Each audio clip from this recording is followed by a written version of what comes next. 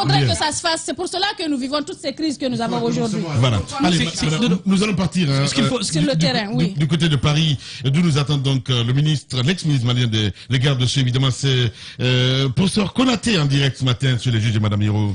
Bonjour professeur, bienvenue chez les Grandes Gueules. Bonjour chère madame, c'est un plaisir que de vous entendre. Bien. Alors, nous parlons aujourd'hui encore de cette situation malienne qui est devenue, il faut dire, les problèmes sont devenus récurrents. La situation très tendue entre les autorités maliennes et françaises, notamment par cette expulsion de l'ambassadeur français du côté du Mali. Que vous inspire cette situation? Parce que du côté de la France, nous avons vu une population, en tout cas, très soudée, très remontée, une classe politique soudée qui condamne ce qui s'est passé du côté du Mali. On n'a pas forcément vu ça de notre côté ici en Afrique. Alors, il faut peut-être faire attention. La classe politique qui a réagi en France, c'est surtout la classe politique des extrêmes. Ceux qui revendiquent aujourd'hui le retour des troupes françaises d'une part, c'est qui vont jusqu'à demander la rupture des relations diplomatiques avec le Mali. Donc il faut faire extrêmement attention aujourd'hui. Cette situation qui arrive entre la France et le Mali est une situation qui est certes déplorable. On n'aurait pas dû arriver là parce que simplement pour deux États qui sont en coopération, en relation, en échange depuis si longtemps, qui ont fait autant de choses ensemble, on peut regretter, d'abord, dans un premier temps, il faut le dire, l'attitude des autorités françaises, due sans doute à une mauvaise psychologie, à une mauvaise analyse des choses. Quand on continue de dire d'autorités qui sont illégitimes d'un point de vue français, ça peut se comprendre du point de vue de la démocratie à la française, dès lors que ces autorités ne sont pas issues de l'élection, mais vu côté Bamako, l'illégitimité, et c'est triste de le dire, c'est véritablement un enfant qui est issu d'une relation de non-conjugalité, de non-normalité. Vous voyez, du point de vue psychologique, du point de vue culturel, on peut être à deux dimensions. Et deuxièmement, quand on a des mots aussi durs vis-à-vis des autorités maliennes, on oublie simplement que derrière ces autorités maliennes, en tout cas ponctuellement et au moment où on vous parle, il y a un certain soutien qui se manifeste. Et troisièmement, la relation diplomatique n'exige pas d'utiliser des mots comme ceux qui ont été malheureusement utilisés d'abord par le président français lui-même, ensuite par le ministre des Affaires étrangères et enfin par le ministre de la Défense. En toute état de cause, moi j'avais l'impression plutôt que les autorités maliennes avaient bien encaissé ce coup et qu'ils avaient suffisamment bien riposté en rappelant simplement que les valeurs culturelles et nos valeurs ancestrales nous imposaient le respect et que nous ne répondions pas à l'injure par l'injure, nous ne répondions pas à l'invective par l'invective. Là où on est arrivé, c'est véritablement le clou quand même. C'est la première fois dans notre histoire politique qu'un ambassadeur représentant d'un pays étranger chez nous a été expulsé dans les conditions dans lesquelles il a été. Ceci peut être déplorable, même si ceci peut à la limite trouver une justification par l'attitude première des autorités françaises. Je rappelle simplement que nous sommes 22 millions de Maliens, près de 4 ou 5 millions de Maliens qui sont dehors, dont 700 000 qui sont en France, et la moitié est presque de double nationalité. Et dans notre pays, la double nationalité est quelque chose qui est régulière, qui est juridique, qui est légale. Quand vous regardez aujourd'hui la situation qui est celle de tous ces Maliens depuis 1970, présents en France pour la première génération, la deuxième et la troisième génération, quand on leur demande aujourd'hui de faire le choix entre ces deux pays, le choix est cornélien, il est difficile, il est très difficile. Il faut appeler simplement à la désescalade, il faut appeler au calme et à la sérénité. La France a donné un coup qui n'a pas été supporté par le Mali a riposté par un coup, et je me réjouis d'ailleurs que l'attitude française a consisté simplement à prendre acte de la décision de la République du Mali. Je pense aujourd'hui que la diplomatie, qui est la meilleure arme dans ce cadre-là, doit reprendre le dessus et que les invectives doivent s'arrêter parce que simplement nous sommes deux États et deux nations qui n'ont pas besoin de nous donner des coups de poing dans la gueule. Voilà, professeur Konaté en direct ce matin chez les juges. Allez-y, Diba. Alors, professeur, on sait que l'autre élément déclencheur, c'est le départ de la force spéciale danoise du sol malien. Alors, l'argument qui a été développé par Abdoulaye Diop, que j'ai suivi, il dit qu'ils n'ont pas été annoncés au Mali, donc ils viennent, donc c'est en violation du protocole additionnel qui a été signé entre la France et le Mali. Est-ce que vous pensez que cela sonne, entre guillemets, le début de la fin de la force Takuba au Mali, sachant que déjà le Portugal était annoncé, la Slovaquie, mais aussi la Hongrie? Alors, il faut savoir simplement qu'avant Takuba, il y avait Barkhane. Avant Barkhane, il y avait un autre dispositif. La difficulté, c'est que c'est la France qui a été embarquée depuis 2013 dans cette opération sur le sol malien, et que la France, d'abord d'un point de vue technique d'une part, d'un point de vue militaire d'autre part, et du point de vue matériel même, avait du mal à tenir tout seul. Et la France a voulu en faire une opération militaire européenne, ce dont elle a rencontré beaucoup de difficultés. Progressivement, un certain nombre de forces de défense et sécurité européennes du moins se sont ralliées. C'est vrai que ce petit coup qui a été donné au Danemark, qui n'est même pas la force la plus nocive aujourd'hui sur le territoire, eu égard au fait simplement qu'une mauvaise interprétation des choses n'a pas permis au Mali et aux Danois de se mettre d'accord, parce que simplement le Mali se réclamait d'un gouvernement de transition nouveau et était en rupture avec les engagements qui avaient été précédemment pris. Or, on sait pertinemment qu'un État, c'est un État, le roi est mort, vive le roi. Les engagements précédents du roi mort engagent le roi qui prend la suite à ce niveau. Je pense que c'est une totale évaluation des choses. C'est une totale situation d'incompréhension. On n'aurait pas dû arriver là parce que l'attitude malienne n'est pas une attitude va-t-en-guerre, justement. Nous sommes un peuple qui parlons, nous sommes un peuple qui dialoguons et nous sommes un peuple qui exigeons le respect de l'autre en même temps que l'on s'exige et on s'applique le respect. Donc aujourd'hui, on est dans une dynamique un peu extrême et il faut descendre très vite et très rapidement. N'oubliez pas quand même que ces forces de défense et de sécurité ne sont pas retrouvées sur notre territoire par hasard. C'est depuis 2013 qu'on a demandé aujourd'hui, au titre de la solidarité entre les États, de venir nous porter secours. Alors, si notre souveraineté aujourd'hui nous commande de ne plus avoir besoin de ces forces-là, demandons-leur simplement de retourner et exerçons la plénitude de notre souveraineté avec les conséquences qui peuvent en découler. Voilà, allez-y, mon cher Robin. Au dîner des colons, à laquelle se trouvent la Russie, la France, la Chine, les États-Unis, on se rend bien compte que la France est de moins en moins servie. Le repas africain est plus distribué à la Chine et la Turquie, etc. Est-ce qu'on peut comprendre aujourd'hui l'état de panique de la France parce qu'elle perd du terrain en Afrique? Qu'elle perd du terrain au Mali, pour autant elle va gagner du terrain ailleurs. Vous savez, il faut se sortir un peu de ces dictats-là. Au moins français, chinois. C'est une réalité, hein. On peut pas le nier, monsieur le ministre, c'est une réalité. Aujourd'hui, on se rend bien compte que l'État français perd du terrain. Les autorités maliennes n'ont pas été plus virulents avec la France qu'Erdogan, qui avait rappelé à Macron d'aller d'abord examiner son état cérébral, et la France avait réglé ça par voie diplomatique. On n'a jamais rappelé l'ambassadeur turc, etc. Ça n'a jamais été le cas. Est-ce qu'aujourd'hui, on peut dire que le Mali a mis une raclée à la France et c'est ce qui fait mal? Non, je ne suis pas, moi, un arbitre de boxe. Je suis pas là pour véritablement décompter les coups par-ci, par-là. Ce que je vois simplement, c'est l'intérêt national. Faire tout ça et après, on gagne quoi concrètement? Sortir des Français pour aller avec les Russes et demain sortir pour aller chez les Américains. La problématique essentielle, c'est qu'il nous incombe à nous véritablement de mettre les moyens qu'il faut pour se passer de la France, pour ne pas supporter justement l'arrogance française qui est totalement détestable de ce côté-là. Ouais. En se tirant de là, on peut avoir l'impression qu'on a donné une raclée à la France, mais s'il faut aller se donner encore aux Russes ou aux Chinois ou je ne sais quel autre encore qui va nous foutre encore une raclée, non. Véritablement, peuple d'Afrique, prenons conscience de qui nous sommes, d'où nous sommes et de quoi on a besoin pour nous battre d'abord pour nous. Bien évidemment, on est loin de là, mais l'objectif doit être celui-ci et non de décompter des points en disant que j'ai pris une raclée. Vous-même, vous me dites une chose par rapport à Erdogan, mais Erdogan, la France n'a pas rappelé son ambassadeur. Non. Ils ont réglé ça diplomatiquement. Bien sûr. Pourquoi on ne réglerait pas diplomatiquement nous-mêmes? Si on a l'impression qu'on a foutu la raclée à la France, tant mieux. Mais raisonnons diplomatiquement. On a 700 000... Vous n'avez pas l'impression que la France n'a même pas envie de discuter avec les autorités maliennes? Cher monsieur, on a 700 000 Maliens en France.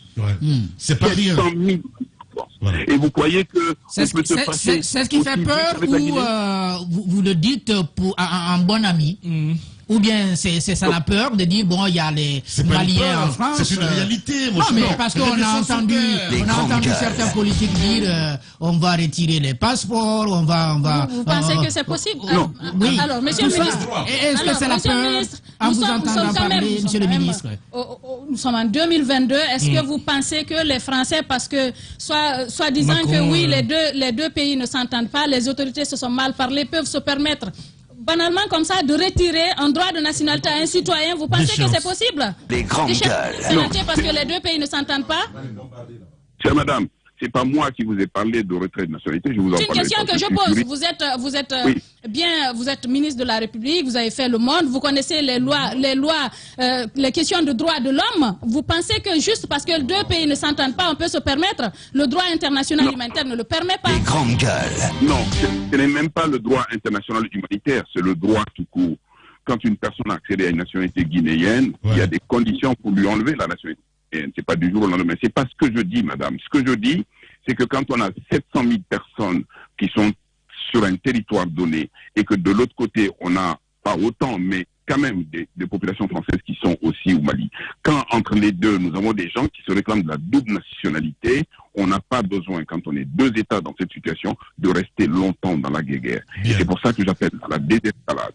Voilà. Monsieur le ministre, excusez l'émotion et la passion qui s'est emparée de ce studio. Depuis ce matin, je fais partie de ceux qui pensent que la rupture brusque avec la France n'est pas la solution. Je fais partie de ceux qui pensent que une résolution de ce problème à l'amiable est pour moi la voie à suivre. Ouais. Dites-nous clairement, monsieur le ministre, est-ce qu'il y a des conséquences auxquelles il faut s'attendre? Est-ce que pour vous, le Mali est prêt à supporter ce qui va venir? Est-ce que la manière par laquelle le Mali résout ce problème, pour vous, est la bonne? Alors, replaçons les choses et à la limite, donnons un autre contexte qui, à la limite, va différencier uniquement du point de vue de la couleur de la peau. Imaginez simplement que le Mali et la Guinée-Conakry se retrouvent dans un contexte comme celui-ci. Nous avons de la famille de part et d'autre. Nous avons des doubles nationalités, nous avons des liens de mariage, nous avons des enfants en commun, nous avons tout en commun. Quelles que soient les difficultés, elles ne peuvent être que ponctuelles d'une part et elles ne doivent jamais demeurer de manière à ce que ça prenne le pas sur l'essentiel. Entre la France et le Mali aujourd'hui, je dénonce l'attitude française qui, au-delà de l'orgueil, à la limite, est un signe absolu d'irrespect. Mais ne vous méprenez pas. C'est-à-dire, le français, vous avez beau lui dire que ça ne se fait pas, il a beau prendre l'engagement qu'il ne le fera pas, il faut savoir simplement que un bon nombre de gens de France estiment aujourd'hui que du fait de la couleur, du fait de l'origine, du fait de ce qu'ils sont, c'est-à-dire avoir été des colons, de ce simple fait-là, ils sont nos supérieurs. Donc ça peut être choqué, mais au-delà du choc, il faut juste leur rappeler que cette attitude n'est rien d'autre que de la bêtise. D'abord de la bêtise humaine. Vis-à-vis de la France, vis-à-vis du français, j'ai l'avantage, moi, Mamadou Konaté, de parler français autant qu'eux. 2, de comprendre la France autant qu'eux. 3, de connaître la culture française autant qu'eux, mais en sens inverse, ils ne parlent pas une seule langue de chez moi, ils ne connaissent pas ma culture, ils ne connaissent pas mon environnement. Sur ce point-là, j'ai le dessus. Mais ne nous méprisons pas. Nous sommes des êtres humains. Nous avons besoin d'aller dans le cadre d'échanges. Et chaque fois que nous sommes en situation de dispute avec le blanc, rappelons-lui qu'on est aussi humain que lui. N'allons pas plus haut, n'allons pas plus bas. Sortons du complexe, du mauvais complexe. Voilà. Le mauvais complexe aujourd'hui ne mène à rien. Ouais, le mauvais complexe. Antoine parlait des conséquences, justement. C'est très important. J'ai posé des questions, monsieur le ministre, parce que je pose la question. La Guinée a connu les mêmes choses. Monsieur le ministre, je vais finir. Permettez que je reprécise ma question. Au temps de Sékou Touré, on a vu cette décision qui a été prise. Attendez que je finisse, pardon. Attendez que je finisse, pardon. Nous préférons la liberté dans la dignité à l'opulence dans l'esclavage. Monsieur le ministre, les conséquences, on les a vues. Aujourd'hui, jusque-là, nous continuons de les subir. Est-ce que, selon vous, la route empruntée par Goïta au Mali est la bonne? On n'est plus en période coloniale. Alors, on n'est peut-être pas en période coloniale, mais ce qu'a dit Sékou Touré à l'époque vaut également pour aujourd'hui, sauf qu'en affirmant cela, je pense que Sékou Touré a assumé toutes les conséquences qui en découlaient.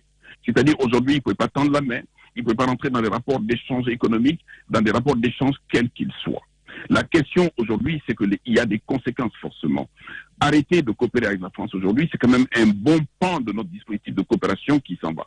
D'abord, au plan militaire, il y a environ 5000 soldats français qui sont stationnés au nord du Mali. Il faut 6 mois pour les déplacer, il faut 6 autres mois pour que quelqu'un vienne les remplacer. Entre-temps, nous avons des rebelles qui se battent contre nous. Deuxièmement, la France est importante aujourd'hui au Mali en ce qui concerne toute la problématique de la prise en charge de nos questions de développement. Je ne dis pas que la France est ultime. Aujourd'hui, si elle tourne le dos, on fait toujours avec les seins de la mer que nous avons. Et troisièmement, aujourd'hui, nous allons avoir donc une dislocation... Ouais, quitte à partir avec les mercenaires. Parce que quand vous dites, on fait... non, attendez, quand même. Je parle du Mali, là, les gars. Allez, jetez-moi la pierre. Oui, parce que mercenaires. Wagner, quand même, c'est les mercenaires. Quoi qu'on dise, monsieur le ministre, Wagner, c'est des mercenaires. Ben, c'est des vrais mercenaires. C'est des vrais mercenaires, et c'est des mercenaires qui se payent avec des produits du sous-sol. Et ça, on s'en rendra compte. Je voulais juste terminer mon propos de tout à l'heure, que la question qui est posée au Mali aujourd'hui, c'est que nous affirmons plus que hier notre souveraineté et notre indépendance. On a raison. Il faut le dire. Sauf que l'expression de la souveraineté, l'expression de l'indépendance n'est pas sans conséquence. Est-ce que nous sommes prêts à aller jusqu'au bout? Et jusqu'au bout, aujourd'hui, c'est des grandes périodes de difficulté le temps que l'on se redéploie. Jusqu'au bout, aujourd'hui, c'est une rupture avec, non pas la France, mais probablement avec 26 autres pays européens. Jusqu'au bout, aujourd'hui, c'est y compris des voisins à nous qui ne vont pas nous suivre. D'accord. Alors, Non, attends qu'il finisse. Non, il n'a pas fini. Ici, les conséquences, attends qu'il finisse. Allez-y. Allez-y, monsieur le ministre. Et les dernières conséquences aujourd'hui, n'oubliez pas 2 secondes qu'on est un pays qui est entouré avec cette frontière. Je vous donne juste l'exemple de 2 pays qui ne sont pas de la CEDEAO. L'Algérie d'un côté et la Mauritanie de l'autre.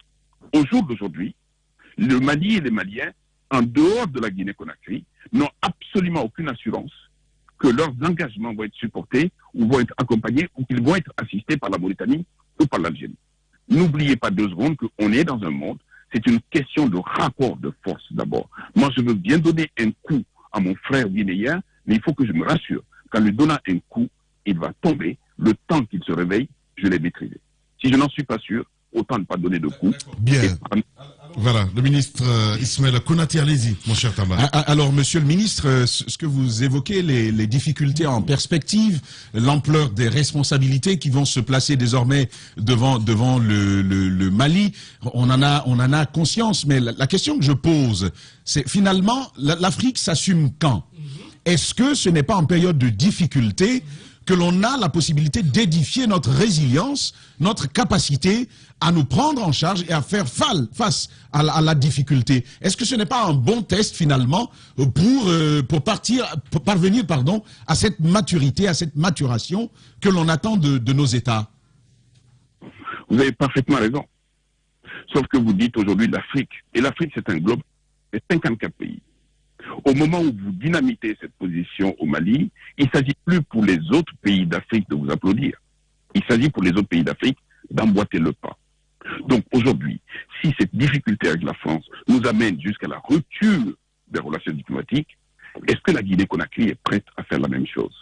Est-ce que le Ghana est prêt à faire la même chose? Est-ce que le Kenya nous suivra? C'est une dynamique, c'est exactement comme la fin de la colonisation. Vous avez vu comment il y a eu des disparités entre le système colonial français et anglais d'une part, et vous avez vu comment nous nous sommes disputés au moment de la colonisation sur l'option finale à prendre. En 58, Sékou Touré ne s'est pas retrouvé seul parce qu'il n'avait pas discuté avec les gens. En 58, Sékou Touré s'est retrouvé seul parce que les autres l'ont lâché.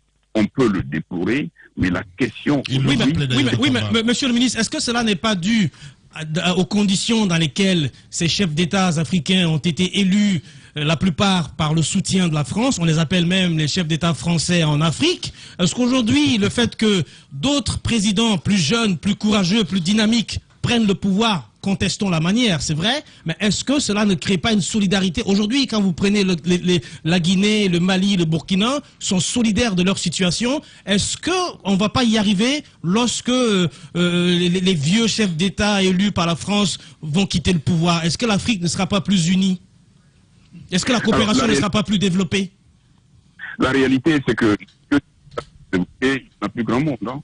Dans tous les cas où ils sont renversés par des coups d'État militaires, où ils meurent. Oui.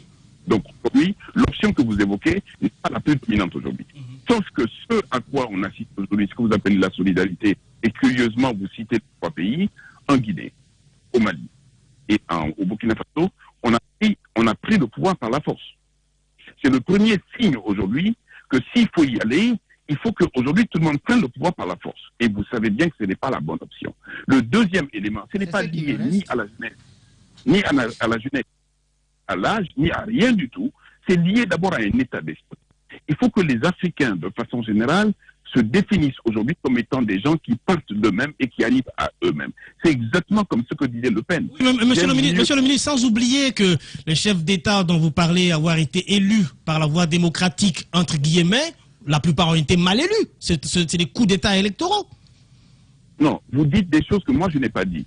Peu importe aujourd'hui. Si le moyen par lequel on accède au pouvoir est un moyen autoritaire, il y a de fortes chances que par la suite, les choses se passent mal.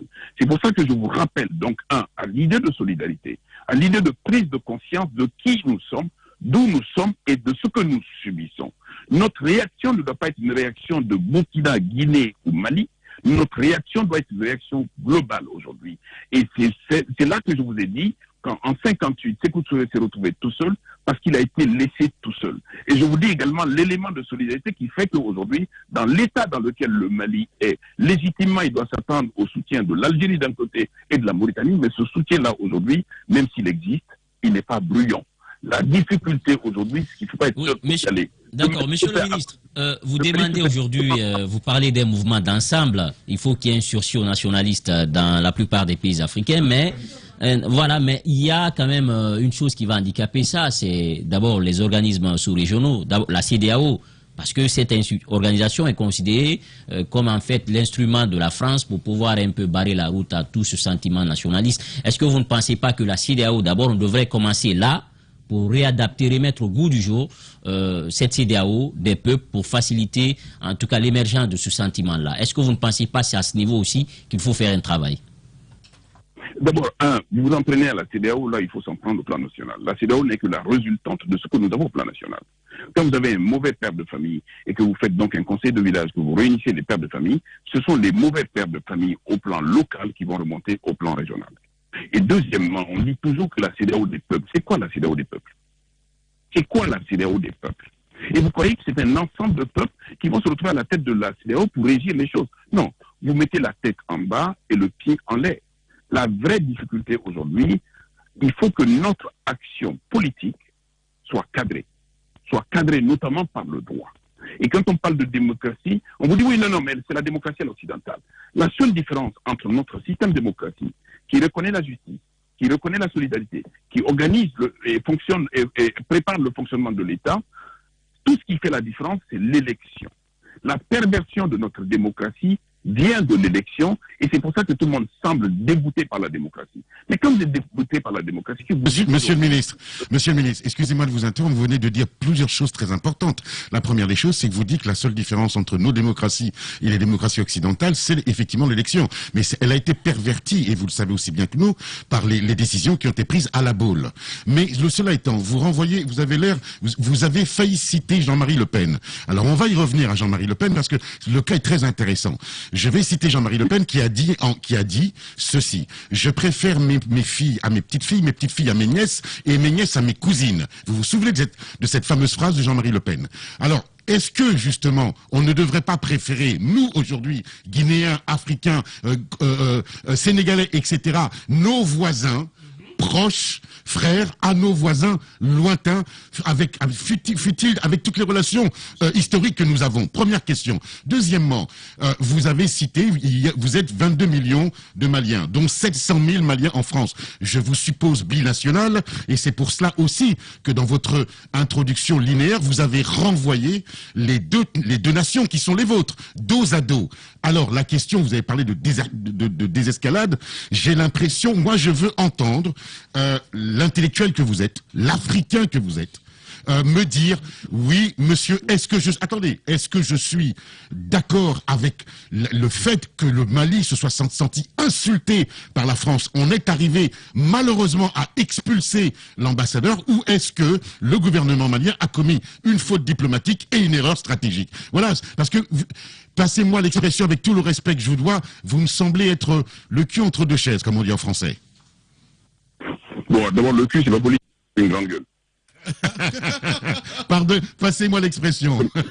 Je ne vous passerai pas cette expression. Le cul, c'est politique. Deuxièmement, Vous avez deux défauts majeurs, c'est que vous parlez pour vous et vous voulez faire parler l'autre dans ce que vous voulez dire. La réalité, c'est que vous n'écoutez pas non plus. La première des choses, j'ai commencé par dire déjà que c'est une situation qui est insupportable du point de vue de l'attitude des trois autorités françaises, le président de la République, le ministre de la Défense et le ministre des Affaires étrangères. Et deuxièmement, j'ai dit toute la psychologie qui était celle des Maliens, quand on dit illégitime en France, ça sonne autrement au Mali. Et troisièmement, j'ai rappelé que le ministre des Affaires étrangères du Mali avait réagi comme il avait réagi, que je pensais que les choses devraient s'arrêter là, qu'on en arrive à une décision d'expulsion, c'est une décision souveraine, mais c'est une décision comme les personnes sur le plateau me l'ont fait dire, ce n'est pas sans conséquence, je l'ai développé. Vous me parlez de Jean-Marie Le Pen, je n'ai pas eu le temps de terminer mon propos, mais vous savez très bien que entre un Kenyan et un Guinéen, honnêtement, je préfère un Guinéen d'abord.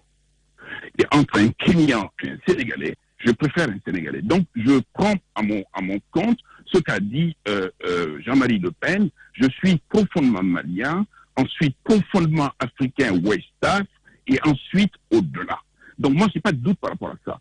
Parlez pour vous, cher ami, que je sois bi, tri ou quadruple nationalité, vous ne pouvez pas supposer ce que vous ne savez pas. Donc, ça, c'est le deuxième défaut que je vous colle à la peau, parce que vous parlez et vous pointez du doigt ce que vous ne savez pas, et vous devenez très vite affirmatif. La problématique aujourd'hui... Monsieur le ministre, il me semble que vous n'avez pas bien compris ma question. Non, attendez. Je n'ai pas été affirmatif, je ne suis jamais dans l'affirmation. Je vous ai posé une question. Mais il va finir, laissez-moi, je vais terminer. Et à chaque fois, c'est un incident diplomatique en direct. Allez-y, monsieur le ministre. Non, il n'y a pas d'incident diplomatique, sinon... Les grandes gueules. Le cul entre trois sièges. Et je ne voudrais pas qu'il y ait un cul entre trois sièges. Donc, la réalité, c'est que je vous entends, mes chers amis. Bon. Et généralement, ce sont les porteurs de cravates qui sont les premiers révolutionnaires en Afrique. C'est que quand on hurle aujourd'hui, il faut être conscient simplement de prendre en compte qui nous sommes. Et je le dis tout le temps. Qui nous sommes aujourd'hui, c'est que je n'aime pas mieux le blanc que le noir. Je veux me battre contre le blanc, mais il faut que j'ai des vraies raisons pour me battre contre le blanc pour être vraiment trivial aujourd'hui. Cet instinct révolutionnaire, dans un contexte universel qui est le nôtre aujourd'hui, ça n'a de sens que lorsqu'on peut rappeler aujourd'hui aux Blancs les limites à ne pas franchir. Le Blanc n'a pas d'égard pour nous, c'est vrai, il faut le lui rappeler, mais la question c'est que souvent, nous nous offrons aux Blancs pour qu'il n'y ait pas d'égard entre nous. Les relations politiques et diplomatiques dans nos pays aujourd'hui ont été complètement déséquilibrées de notre fait à nous. De notre fait à nous. On ne sait pas toujours ce que l'on veut, on ne sait pas toujours ce que l'on fait, et on nous dicte un ensemble de choses aujourd'hui. Prenez simplement au niveau africain aujourd'hui, il n'y a pas de cohésion. Quels sont les États aujourd'hui qui ont exprimé leur soutien vis-à-vis du peuple du Mali? S'il faut aller jusqu'au bout de la révolution. Vous avez toujours des Camerounais qui viennent taper du poing sur la table en disant le Mali, on est d'accord. La Guinée, monsieur le ministre, la Guinée a montré sa solidarité avec le peuple malien. Oui, c'est très peu, Ahmed. On peut bien convenir avec le ministre là-dessus. Mais ce que j'aimerais bien vous dire, c'est ce que j'entends dire aussi certains intellectuels africains. Ah non, ça va pas marcher, donc il faut faire attention. C'est vrai qu'il faut que les Africains s'assument, mais si on ne fait pas attention, on va en souffrir.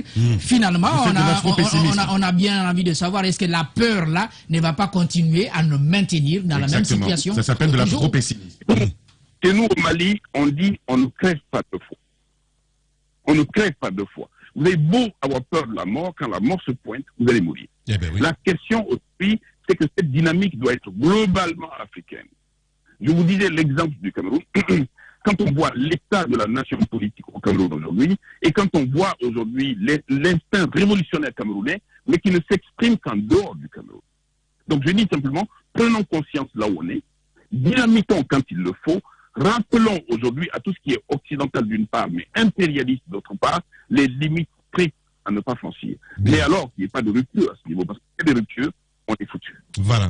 Le ministre Mamadou Ismaël Konaté en direct ce matin. C'est lui qui porte d'ailleurs la cravate dans ce studio. Monsieur le ministre, est-ce que l'avenir entre les Occidentaux, quand je veux dire Occidentaux, je parle spécifiquement de la France et l'Afrique, est-ce que l'avenir n'est pas à l'agonie quand on voit la montée en puissance d'un Éric Zemmour en France ou de Marine Le Pen ou je ne sais quoi, des anti-africains dans le sang? Oui, est-ce qu'on peut, des extrêmes droites, est-ce qu'on peut penser que les relations entre la France et l'Afrique sont des relations saines? Est-ce que ça va continuer? Pourquoi? Il n'y a pas de raison que ça ne continue pas. Quand vous avez vu 2 millions de Maliens dans les rues de Bamako dire à bas la France, c'est pas l'équivalent de quelque chose là-bas. Non, les expressions démocratiques doivent se faire. Quand on aime, on aime. Et quand on n'aime pas, il faut le dire. La question, c'est que derrière Éric Zemmour, derrière Marine Le Pen et derrière tout ce monde-là aujourd'hui d'extrême droite, c'est qu'il y a une connotation raciste qui n'est pas supportable. Aujourd'hui, la question de l'agonie, non. La question de la rediscussion de nos échanges, de nos discussions. Quand on est allé suffisamment loin à l'école du blanc, quand on est imprégné de sa culture et de sa psychologie, quand on sait d'où on vient soi-même, on n'est plus dans un rapport bipolarisé, on est dans un rapport, comme le dirait Senghor, de l'universalité. Vous savez, aujourd'hui, vous avez beau détester le blanc, il vous arrivera un jour ou l'autre de faire un tour à Paris, pour des tas de raisons. Le blanc a beau dire non à la Guinée, ce que renferme le sous-sol guinéen aujourd'hui va l'attirer. Et comme aujourd'hui, on n'est pas suffisamment présent aujourd'hui dans le cycle de la transformation des matières premières pour en faire des produits finis, et qu'on n'a pas suffisamment de tête avancée aujourd'hui, notre rapport ne doit plus être un rapport de dominant et de dominé, ça doit être un rapport de qui nous sommes et de ce que nous voulons avec le blanc. Donc cette capacité de discuter ce qui nous concerne, de nous discuter, de défendre nos intérêts, c'est ce qui est demandé. Et c'est ce qui est la nouveauté aujourd'hui. Je prie le Tout-Puissant qui nous donne toutes les forces du monde pour y aller, intellectuels, politiques, société civile et tout ce que l'on veut. Mais ça ne se dit pas simplement avec la cravate nouée au cou. Ça se dit parce que c'est un... Oui. On a eh ben, ce journaliste dans ce studio, évidemment, qui est un activiste, même, on va le dire. Vous avez un souci avec la cravate, hein, ce matin, monsieur le ministre. Vous savez, moi, oui, vous êtes en cravate, hein? La photo est d'ici. Non, la photo ici, vous êtes en cravate, monsieur le ministre. Les grandes gueules. Ça, c'est Lamine, ça. C'est Lamine qui met ma photo avec la cravate. Mais j'ai mis la cravate jusqu'à me fatiguer. Et j'aimerais bien aujourd'hui retourner à des choses qui soient substantiellement africaines. Mais je ne suis pas de ceux qui disent Abbassi ou Abbassa. Moi, je suis un éternel entre deux. Un éternel entre deux. Bien, un éternel entre deux. Oui, monsieur le ministre, effectivement, vous êtes un éternel entre deux. Excusez-moi de l'avoir dit aussi vulgairement tout à l'heure, mais c'est le cas. Vous apportez de l'eau à mon moulin. Cela étant, vous avez, en intellectuel que vous êtes, vous avez parlé d'universalisme à la française. Et vous avez dit tout à l'heure... Je ne vous ai pas dit à la française. Non, je ne vous ai pas dit à la française. Enfin, d'universalisme. Vous avez parlé d'universalisme. Il n'écoute pas. À la... Ahmed. À la Senghor, exactement. Vous avez parlé, pardon, excusez-moi, vous avez parlé d'universalisme à la Senghor, vous avez raison. Mais cela étant, vous avez rappelé tout à l'heure que les Français, lorsqu'ils venaient en Afrique, ils ne s'intégraient pas, ils ne parlaient pas nos langues, et ils se contentaient d'imposer leur culture. Donc, comment voulez-vous que dans un rapport unilatéral, il y ait justement de l'universalisme à la Senghor? Non, encore une fois, vous dites des choses que je n'ai jamais dites. Et je répète ce que j'ai dit, en disant aujourd'hui que dans mon rapport avec le blanc et le français, moi j'ai l'avantage de parler sa langue, de connaître sa culture, de connaître sa psychologie, de connaître son environnement. Et en sens inverse, lui ne le sait pas. Je dis, dans nos échanges aujourd'hui, je ne dois jamais me prendre pour plus haut, mais je ne me prendrai plus jamais pour plus bas.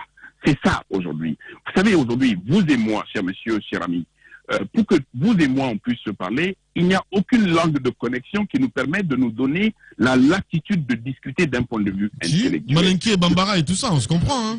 Je vous parlerai du fond de mon Bambara, que vous me parlerez du Malinké, que l'on ne se comprendra pas. On n'arrivera pas à nous satisfaire d'un point de vue intellectuel, parce qu'on a fait l'option d'aller nous asseoir sur une culture avec une langue qui est le véhicule et à faire référence à ce que nous savons, qui est souvent français. Donc justement, c'est contre ça qu'il faut se lever aujourd'hui. Je veux bien connaître ça de la France, mais au-delà de la France, je veux aussi adopter des choses fondamentales de chez moi. Regarder les gens, parler de la profondeur de ma culture, parler des choses aujourd'hui qui sont d'une subtilité mais inimaginable, là aussi ça fait la satisfaction de l'intellectuel que je suis. Même au plan démocratique aujourd'hui, même au plan juridique, mon combat justement, c'est d'aller trouver des concepts. Je vous donne juste un exemple. Qui peut me dire aujourd'hui qu'est-ce que c'est que l'exercice de la voie de recours, ce qu'on appelle l'appel? Il y a une décision qui a été rendue en instance et on fait appel. Qui peut me dire dans sa langue comment dire faire appel? Il n'y en a pas. Il n'y en a pas. Donc, si, monsieur le ministre, il y a ça chez moi. Dans ma langue, ça veut dire Senghia. C'est la cour de Senghia. Ou bien Je suis désolé. Vous savez pourquoi? Je suis désolé. Parce qu'en matière judiciaire, la notion d'appel n'existe pas dans nos contrées. Le premier qui rend la justice l'a rendue au nom des gens, au nom de Dieu, et la justice est définitive. Parce que chez nous, on ne se trompe pas de justice. C'est un concept de droit de l'homme que d'exercer une voie de recours. C'est une évolution du droit, mais chez nous, on rend la décision une fois pour toutes. C'est ce qui évite que la vieille grand-mère et le vieux grand-père qui divorcent s'expliquent une seule fois dans le vestibule et ne s'expliquent pas une deuxième fois. Parce que parler des conditions, des conséquences, des causes du divorce, c'est quelque chose de honteux. Il ne faut pas le dire deux fois. Bien. Toujours un plaisir de vous avoir en direct sur Radio Espace. Professeur Mamadou Ismaïla Konaté, ancien ministre garde des Sceaux. Merci beaucoup en tout cas d'avoir accepté notre invitation ce matin. Je vous remercie, je vous salue et je vous dis combien vous êtes important pour la démocratie en Guinée. Battez-vous. Merci beaucoup. Les GG, les grandes gueules, Radio Espace Guinée. Notre démocratie, la démocratie guinéenne, qualifie de basse intensité le fait que ces hommes, quand ils sont dans l'opposition, font d'abord semblant d'en avoir pris conscience, puis font l'inverse de ce qu'ils avaient promis une fois arrivés au pouvoir. Restons vigilants, car le pouvoir, c'est vous, le peuple.